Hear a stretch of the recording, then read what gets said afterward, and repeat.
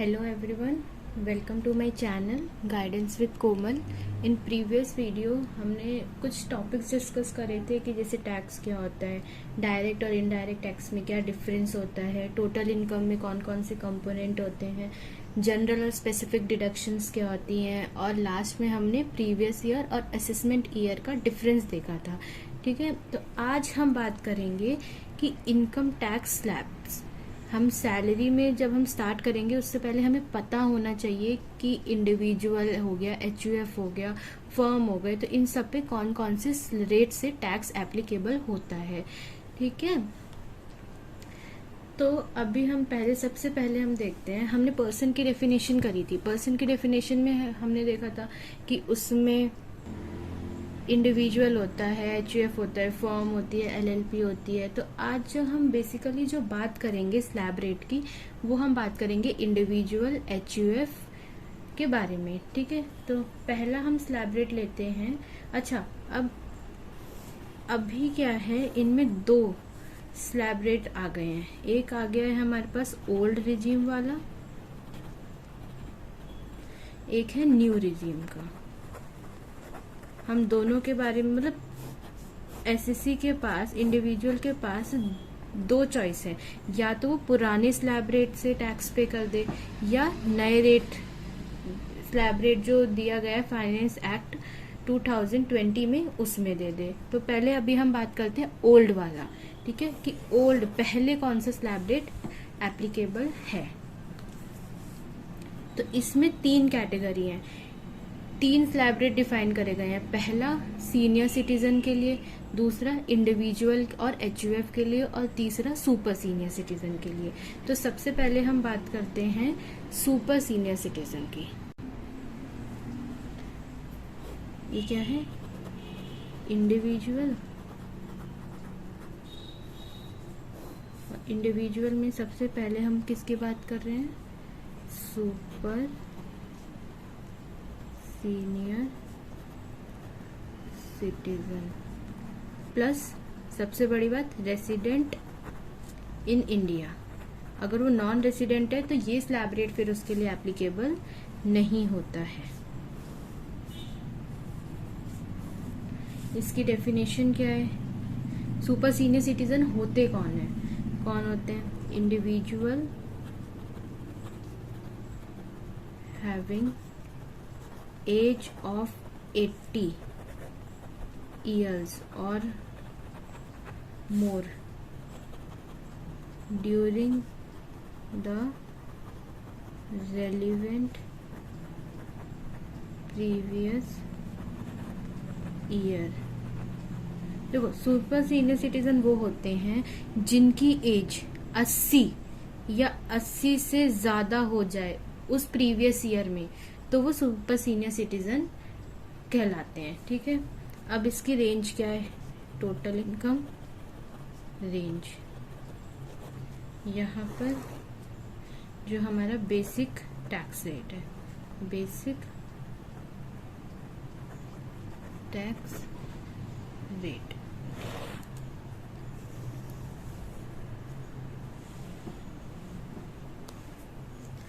अगर super senior citizen की income 5 lakh तक है तो नील, फिर उन्हें कोई टैक्स देने की जरूरत ही नहीं है, उन पे टैक्स एप्लीकेबल ही नहीं होता।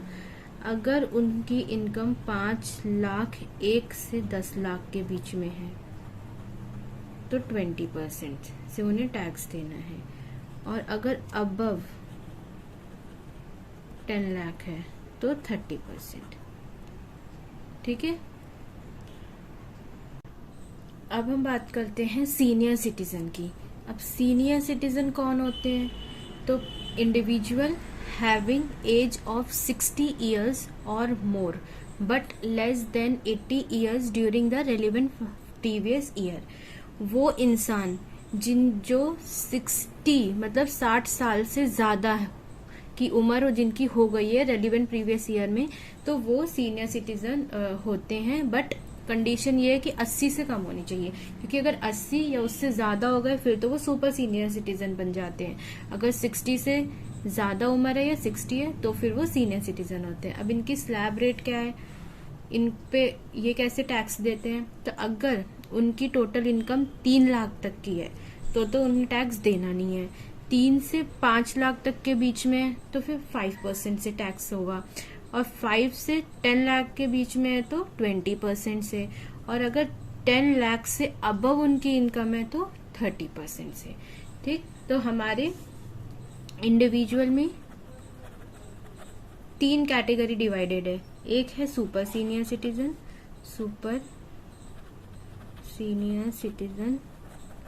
दूसरा सीनियर सिटीजन, ये तो 80 से अबव, ये 60 से अबव। अब आते हैं इंडिविजुअल HUF, ये बिलो 60। अब हम इसके स्लैब रेट की बात करेंगे। ठीक है, अब इंडिविजुअल HUF, AOP, BOI, इनके केस में स्लैब रेट क्या क्या होता है। अगर इनकम 2.5 लाख तक है, 2,50,000 तक है तो नील रेट, कोई टैक्स नहीं देना। 2,50,000 से 1 रुपए भी ज्यादा हो गया, 5 लाख तक तो 5%, 5 से 10 लाख तक 20%, और अगर 10 लाख से वो अबव है, 10 लाख से अगर ज्यादा इनकम है तो 30%। ठीक है, तो अब हमने इंडिविजुअल का स्लैब रेट भी देख लिया, सुपर सीनियर सिटीजन का भी देख लिया, सीनियर सिटीजन का भी देख लिया। अब इसमें क्या होता है, एक होता है सेस होता है एक तरीके का, ये टैक्स ही होता है लेकिन ये प्री डिफाइंड होता है। ठीक है, ये होता है प्री डिफाइंड। अब जैसे फॉर एग्जाम्पल मिस्टर एक्स है, उसकी टोटल इनकम है 10 लाख। तो सपोज अभी हम मान के चलते हैं कि उसकी टैक्स लाइबिलिटीज आई, जब उसने कंप्यूट करा तो वो आई 2 लाख। ठीक, अब ये 2 लाख इसने गवर्नमेंट को पे कर दिया। तो अब गवर्नमेंट चाहे, अब ये गवर्नमेंट की मर्जी है, चाहे इस 2 लाख से वो अपने एम्प्लॉय को सैलरी दे दे, या फिर कोई मेडिकल में कोई जैसे हॉस्पिटल बनवा रही है या इंफ्रास्ट्रक्चर डेवलपमेंट कर रही है, तो इसका कोई भी नेचर डिफाइन नहीं है। मिस्टर एक्स ने ये कह के तो गवर्नमेंट को 2 लाख रुपए पे नहीं करा था ना कि अच्छा मेरे घर के आगे सड़क नहीं बनी है तो सड़क बनवा दो। ये गवर्नमेंट की मर्जी है, उसे जहां यूटिलाइज करना होगा ये पैसा वो करेगी। लेकिन सेस में क्या होता है कि जो पर्पस होता है वो प्री डिफाइंड होता है। जैसे अभी हमारे पास हेल्थ एंड एजुकेशन सेस है प्रेजेंटली, जो कि है 4%। तो गवर्नमेंट कहती है कि आपको इन रेट पे तो टैक्स देना ही देना है, साथ में आपको एक हेल्थ एंड एजुकेशन सेस भी देना है, इन सब पे 4%। देखो जहाँ नील है वहां तो देना ही नहीं है, लेकिन इन सब में आपको 4% और देना है। जब आप अपनी टैक्स लाइबिलिटी कंप्यूट कर लोगे, उस पर टैक्स निकाल लोगे, सपोज इसकी 2 लाख आई थी, अब 2 लाख पे फिर ये 4% और टैक्स देगा। ठीक है, ऐसे ही हमने अभी पीछे बात करी थी, यहाँ पर सुपर सीनियर सिटीजन की, इन्हें भी हेल्थ एंड एजुकेशन से देना है। जहां नील है वहां तो कुछ नहीं देना, और बाकी इन सब पे 4% का देना है। ये प्री डिफाइंड है। गवर्नमेंट ने बोला कि हम सिर्फ जो ये आप 4% टैक्स दोगे वो हम हेल्थ और एजुकेशन में ही कंट्रीब्यूट करेंगे, उनमें उनकी डेवलपमेंट में ही लगाएंगे, और ये पैसा और किसी जगह भी यूटिलाइज नहीं होगा। ऐसे ही हमने यहाँ पर सुपर सीनियर सिटीजन के में करा था, तो इसमें भी ऐसे ही है। इसमें भी हमें हेल्थ एंड एजुकेशन से 4% देना है। ठीक है, अब हम आगे बढ़ते हैं। अब बात करते हैं, एक आता है सरचार्ज। सरचार्ज होता है जो, वो भी एक तरीके का टैक्स ही होता है जो आपको गवर्नमेंट को देना पड़ता है।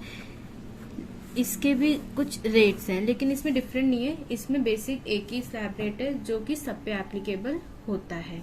क्या है? पहला, नो सरचार्ज इफ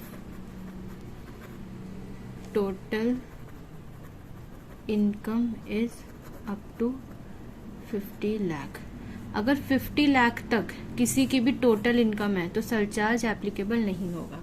अब सरचार्ज होता क्या है, देखो अगर किसी की इनकम 50 लाख है तो मतलब उस पे इतना मतलब हम सोचते हैं कि ज्यादा इनकम नहीं है तो इस पे टैक्स नहीं लेना। सरचार्ज वो होता है जिसकी इनकम ज्यादा होती है, तो गवर्नमेंट कहती है तुम बेसिक टैक्स तो दो जो भी 5-20% है, लेकिन तुम एक हैंडसम अमाउंट जो अर्न कर रहे हो तो इस पे हमें कुछ एक्स्ट्रा टैक्स चाहिए। ठीक है, अब ये गवर्नमेंट की मनमानी है, वो ये करना पड़ता है। ठीक है, तो हम इसके स्लैब रेट देख लेते हैं। दूसरा कि if the total income is more than 50 lakh but up to 1 crore, तब कौन सा रेट एप्लीकेबल होगा, 10% ऑन बेसिक टैक्स। जब हम टैक्स निकाल लेंगे तब ऑन द बेसिक टैक्स, ये ध्यान रखना। उसके बाद तीसरा कि if the income, if total income is more than 1 crore but up to 2 crore, तब 15% ऑन बेसिक टैक्स। उसके बाद इफ 2 करोड़, अगर टोटल इनकम 2 करोड़ से ज्यादा अप टू 5 करोड़ है, देन सरचार्ज क्या होगा, at the rate 25% on basic tax. और last, if total income more than 5 crore then 37% will be levied on basic tax। ठीक है, अब हम इसे क्रक्स में देख लेते हैं। सरचार्ज में अगर किसी भी इंडिविजुअल एसएससी की इनकम 50 लाख से ज्यादा और 1 करोड़ के बीच में है तो सरचार्ज कितने परसेंट लगेगा, 10%। अगर किसी इंडिविजुअल एसएससी की इनकम 1 करोड़ से लेके 2 करोड़ के बीच में है तो सरचार्ज कितना एप्लीकेबल होगा, 15%। 2 करोड़ से 5 करोड़ के बीच में 25%, और अगर 5 करोड़ से ज्यादा है तो 37%। एक चीज ध्यान रखना, ये सरचार्ज सब पे एप्लीकेबल होता है, आइदर वो इंडिविजुअल हो, HUF हो, सुपर सीनियर सिटीजन हो, सुपर सीनियर सिटीजन हो या सीनियर सिटीजन हो, सब पे ये वाला रेट एप्लीकेबल होगा। उनका बेसिक टैक्स रेट जो है वो डिफरेंट है, लेकिन सरचार्ज सब पे सेम ही एप्लीकेबल होगा। ठीक है, अब ये जो स्लैब रेट अभी तक हमने डिस्कस करा ये था ओल्ड रेट, ओल्ड रिजीम में। अब जो हम डिस्कस करने वाले हैं जो न्यू फिनेंस एक्ट 2020 ने, ये वाला जो था वो फिनेंस एक्ट 2019 वाला था। अब जो हम डिस्कस करने वाले हैं वो करने वाले हैं फिनेंस एक्ट 2020। ठीक है, अब उसे देखते हैं, ये न्यू वाला है तो इसमें क्या क्या चेंजेस हुए हैं। तो फिनेंस एक्ट 2020, इसमें बाइफरकेट नहीं है कि जैसे इंडिविजुअल के लिए अलग स्लैब रेट हो, सुपर सीनियर सिटीजन के लिए अलग हो, सीनियर सिटीजन के लिए अलग हो। इसमें ऐसा कोई बाइफरकेशन नहीं है। इसमें इन्होंने एक स्लैब रेट दिया है और कहा है कि ये सब पे एप्लीकेबल होगा। और ध्यान रखना, अभी हम कंपनी और इन सब फर्म की बात नहीं कर रहे हैं, अभी हम इंडिविजुअल और HUF की बात कर रहे हैं। इंडिविजुअल में हमारे पास 3 कैटेगरी होती है, जैसे सुपर सीनियर सिटीजन और इंडिविजुअल। ठीक है, चलो बात करते हैं एनुअल इनकम, और यहाँ पर क्या क्या रेट्स हैं। रेट ऑफ टैक्स, अगर किसी की भी इनकम 2,50,000 तक है तो निल, कोई भी टैक्स नहीं लगेगा। 2,50,000 से लेके 5 लाख तक की है तो 5% से टैक्स होगा। 5,01,000 से लेके 7,50,000 तक है तो 10% से टैक्स होगा। 7,51,000 से 10 लाख के बीच में होगा तो 15% से टैक्स होगा। 10 लाख से लेकर 10,01,000 टू 12,50,000 तक होगा तो 20% से टैक्स होगा। 12,50,000 से लेके 15 लाख तक होगा तो 25% से टैक्स होगा। और अगर अबव 15 लाख इनकम हो रही है तो 30% से टैक्स होगा। ठीक है, ये सबके लिए आइदर वो इंडिविजुअल हो, HUF हो, और इंडिविजुअल में भी सुपर सीनियर सिटीजन हो, सीनियर सिटीजन हो या इंडिविजुअल। ठीक है, 2.5 लाख तक नहीं, 2.5 से 5 5%, 5 से 7.5 10%, 7.5 से 10 15%, 10 से 12,50,000 तक 20%, 12,50,000 से 15,000 तक 25% और अबव 15 लाख 30%। ठीक, सरचार्ज मेन बात है, सरचार्ज वही एप्लीकेबल होगा, old surcharge rate is applicable. Surcharge में कोई भी चेंजेस नहीं आए हैं और इसमें भी आपको वही सेस 4% देना है जो कि है हेल्थ एंड एजुकेशन से, सब पे, इन सब पे आपको 4% का ये हेल्थ एंड एजुकेशन सेस भी देना है। अब हम बात करते हैं कि कौन से सेक्शन में ये स्लैब रेट है और क्या मेनली डिफरेंस है कि ओल्ड रिजीम में और न्यू रिजीम में, और कौन से ज्यादा बेहतर है और क्या कौन एप्लीकेबल है ओल्ड स्लैब रेट को अप्लाई करने के लिए और कौन न्यू स्लैब रेट को अप्लाई करने के लिए एप्लीकेबल है। अब जो न्यू स्लैब रेट है वो डिफाइन किया गया है section 115 BAC of the income tax act 1961 में। ये कहता है कि अगर कोई भी पर्सन न्यू स्लैब रेट से टैक्स पे करना चाहता है तो वो पे करे, लेकिन इसकी कंडीशन क्या है कि जो स्पेसिफाइड डिडक्शंस कुछ मिलती थी उसे और एग्जेम्पशंस मिलती थी उसे, वो सब अब नहीं मिलेगी। हमने प्रीवियस वीडियो में मैंने आपको बताया था कि डिडक्शंस क्या होती हैं और एग्जेम्पशंस, ये सब बेनिफिट्स होते हैं एसएससी को जो दिए जाते हैं।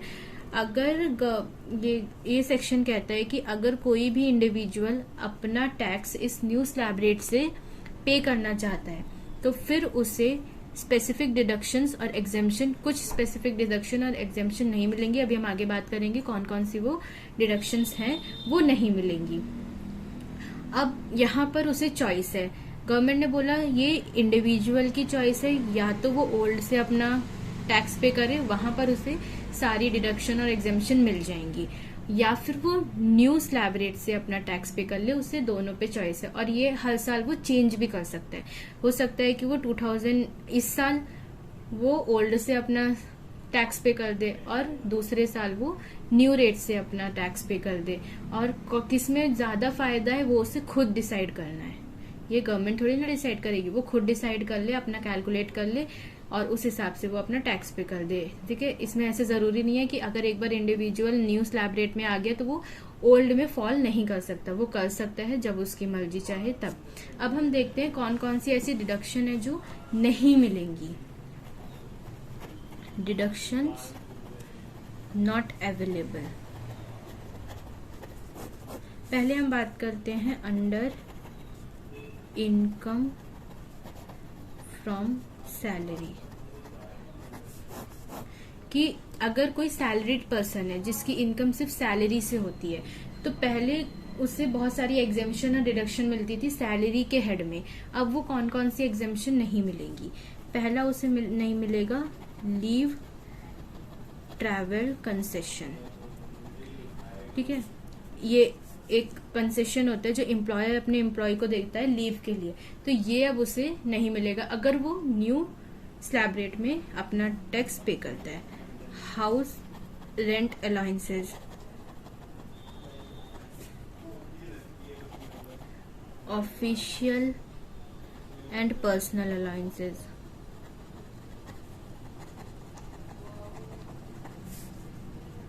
allowances to MPs और MLA, allowance for income of minor, standard deduction,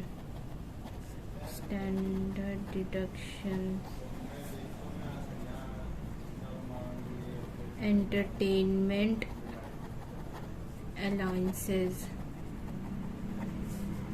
and last professional tax. ठीक है, तो ये सारी अब उसे जो एग्जेम्पशंस हैं वो अब डिडक्शंस जो हैं वो अब नहीं मिलेंगी।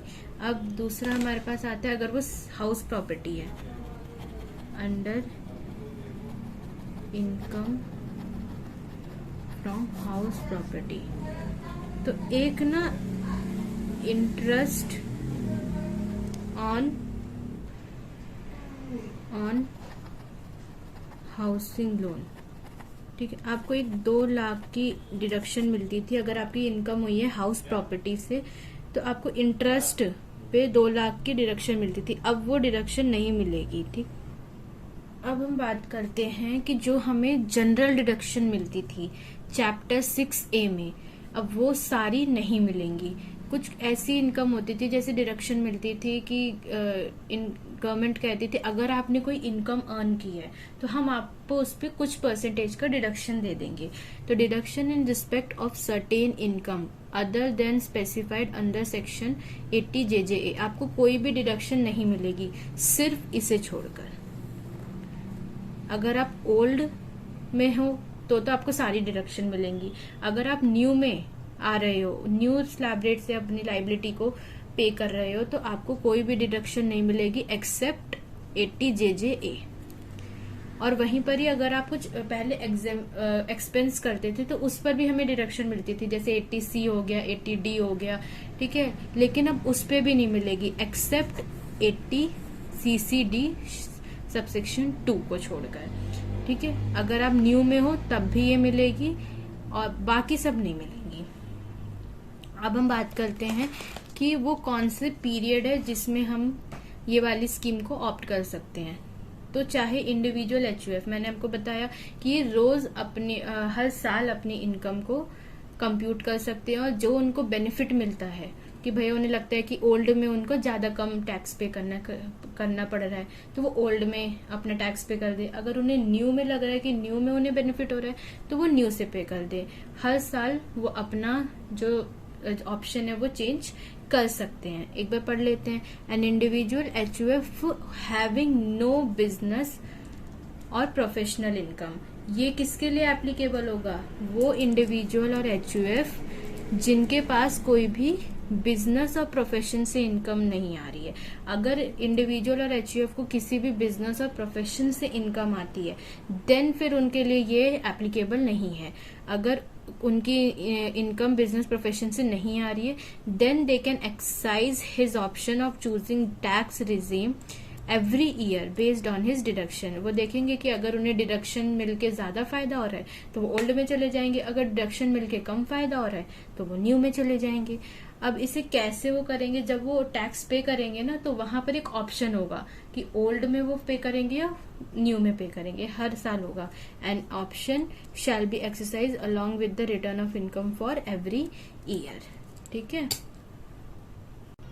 अब हमने बात कर ली इंडिविजुअल और HUF हैविंग नो बिजनेस और प्रोफेशन इनकम। अब उनकी बात करते हैं कि जो इंडिविजुअल और HUF हैं जिनकी इनकम फ्रॉम बिजनेस और प्रोफेशन से आती है, तो फिर वो लोग एक ही बार अपना ऑप्शन चूज करते हैं, या तो वो ओल्ड में आ जाए या फिर वो न्यू में आ जाए।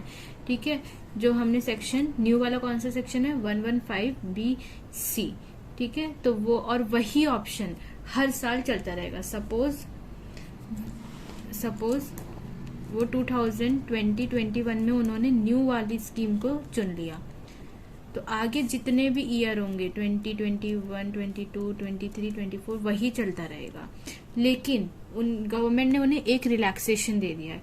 उन्होंने बोला कि लाइफ टाइम में एक बार वो इस ऑप्शन को ऑप्ट करके दूसरे ऑप्शन में आ सकते हैं, लेकिन सिर्फ एक बार। अब एक बार वो इस ऑप्शन में आ गए, उसके बाद उनके पास ऑप्शन नहीं है कि वो चेंज करें। एक्सेप्शंस की अगर हो सकता है कि उनकी बिजनेस और प्रोफेशन से इनकम आना ही बंद हो जाए। सपोज एक एग्जांपल लेते हैं। फॉर एग्जांपल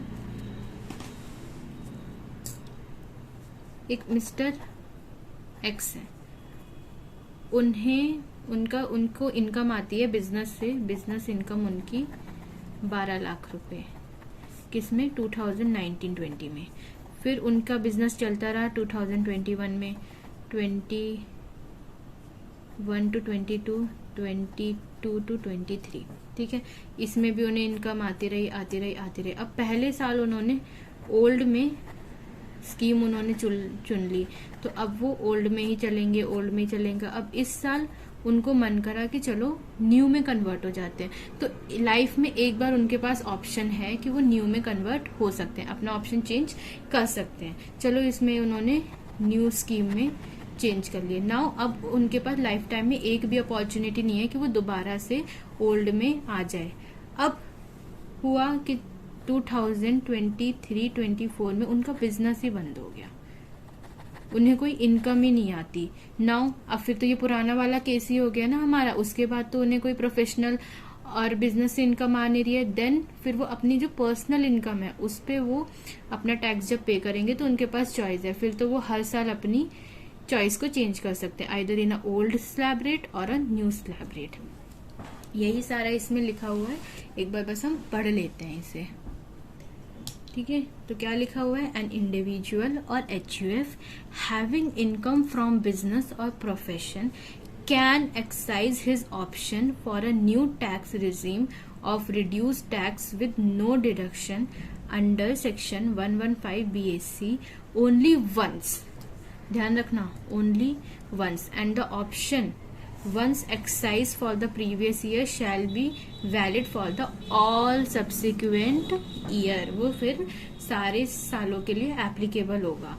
लेकिन option can be withdrawn once in a lifetime where it was excised by the individual HUF having the income of business of the previous year other than the year in which it was excised, except where individual and HUF ceases to be having any income from the business and profession। अगर उनकी income नहीं आ रही है business और profession से, then तो फिर वो नॉर्मल केस ही हो जाएगा, ठीक है। तो हमने पूरा देख लिया कि न्यू स्कीम में क्या है, ओल्ड स्कीम में क्या है।